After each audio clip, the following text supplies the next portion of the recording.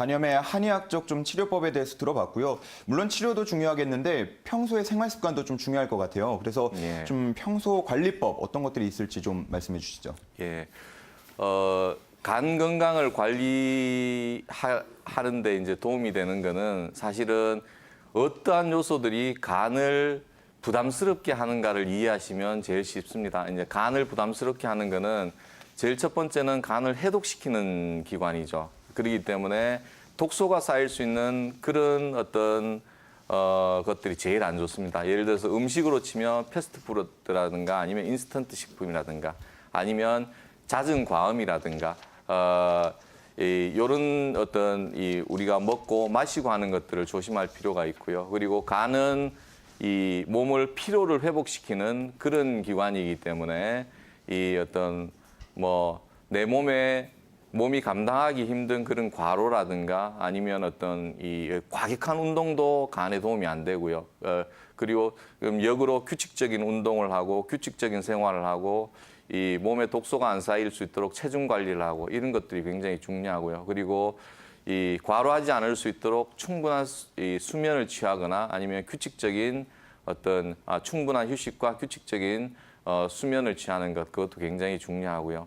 그리고 또 하나는 간은 이제 이 어떤 해울이라 그래서 몸에 있는 울체된 것들을 풀어주는 그런 장기로 이해를 하거든요. 그래서 이 스트레스도 간에 굉장히 많은 부담을 주게 됩니다. 그래서 스트레스를 관리하고 이 어떤 스트레스가 바로바로 풀릴 수 있도록 하는 그런 어떤 생활 습관들도 굉장히 중요하고요. 그리고 이제 또 하나는 이 무분별한 건강기능식품인데 이거는 굉장히 중요합니다. 예를 들어서 이 중독성 간염을 일으키는 굉장히 사실은 우리가 타이레놀이나 아니면 발톱에 부르는 로프록스 같은 그런 약들도 강독성이 있다고 이렇게 논문에 등재돼 있거든요. 그런 어떤 약물의 오남용도 문제가 되지만은 더 큰 거는 사실은 건강기능식품입니다. 예를 들어서 이 간학회지 논문 같은 데 보면 홍삼도 중독성 간염을 일으켰다는 그런 사례들이 있거든요. 그건 왜 그런가 하면 홍삼이라는 게 사람한테 도움이 되는 사람이 있고 그렇지 않은 사람들이 있습니다. 그래서 그런 어떤 이 건강기능식품을 먹을 때는 그것이 이 복용 과정에서 나한테 부작용이 없는지를 살피고 그리고 기저질환이 있는 사람들은 반드시 전문가의 조언을 거쳐서 한두 번씩 먹는 건 괜찮습니다. 그런데 이 약처럼 장복을 하는 경우에는 꼭 그런 어떤 것들을 거쳐서 나한테 맞는가 안 맞는가를 살피는 것도 굉장히 중요하고요.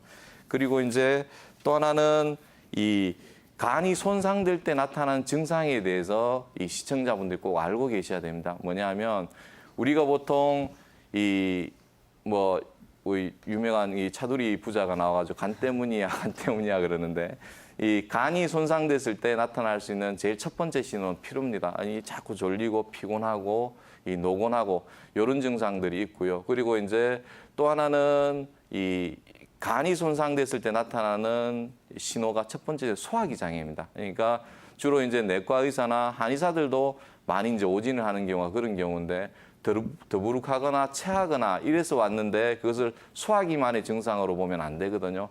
그런 것들도 이 간이 손상될 때 이 오심이나 구토나 아니면 체기나 이런 것들이 나타날 수 있다는 것을 반드시 알고 계셔야 되고요. 그다음에 이제 또 어떤 게 있을 수 있냐면 그게 간이 손상됐을 때 증상이 좀 심해지면 뭐가 나타나냐면 피부에 소양감 같은 게 많이 나타납니다. 그리고 이 발적 같은 게 나타나기도 하고 소변 색깔이 이제 붉어지기도 하고 예를 들어서 아까 이제 건강기능식품 얘기를 했었는데 그런 걸 복용하는 과정에서 이런 문제가 있으면 반드시 전문가하고 상의를 해서 그게 나한테 안 맞는가 맞는지 안 맞는지 반드시 전문가하고 상의를 하는 것도 굉장히 중요하다고 할 수 있겠습니다. 간염의 한의학적 치료법 그리고 간 건강을 위한 생활 습관까지 들어봤습니다.